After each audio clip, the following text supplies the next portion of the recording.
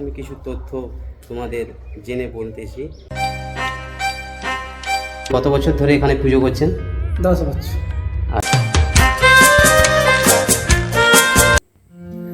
তো নমস্কার বন্ধুরা, তোমরা সবাই কেমন আছো? আশা করি ভালো আছো।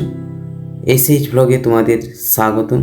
তো আজ আমি এসেছি সেই পূর্ব মেদিনীপুর জেলার ময়না থানার অন্তর্গত একটি জগন্নাথ মন্দির, যেটা স্থাপিত হয়েছিল 2015 সালে।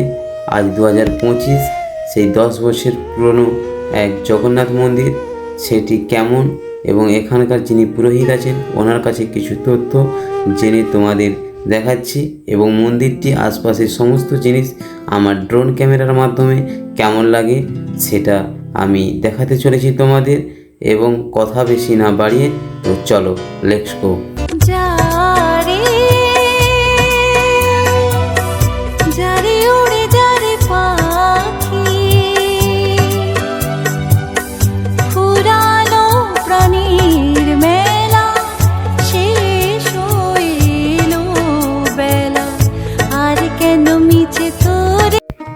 তো বন্ধুরা, দেখতে পাচ্ছ আমি এই মুহূর্তে মন্দিরের উপরের দিকে উঠতেছি।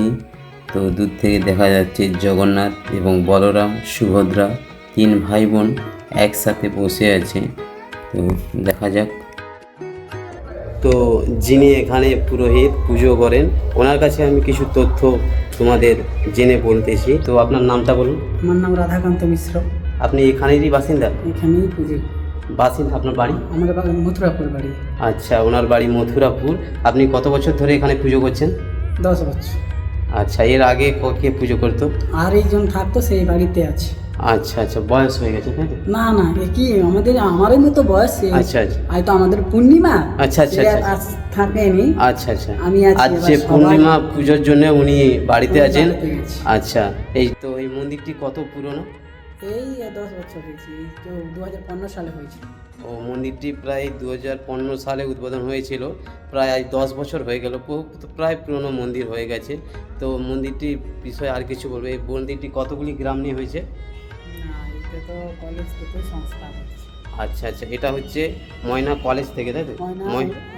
বিবেকানন্দ মিশন থেকেই সংস্থা হয়েছে। আচ্ছা, এটা হচ্ছে বিবেকানন্দ মিশন, যে এখানে ওটা থেকেই হয়েছে মন্দিরটি।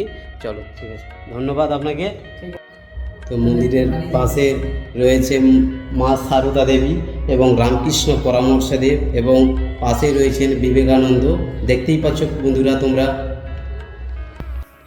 তো বন্ধুরা, আমি এই মুহূর্তে মন্দিরের নিচে যাচ্ছি। তো নিচে থেকে গিয়ে আরও আশপাশে কী আছে তো সেটাও আমি আমার দেখাবো তোমাদেরকে। তো দেখতে থাকো।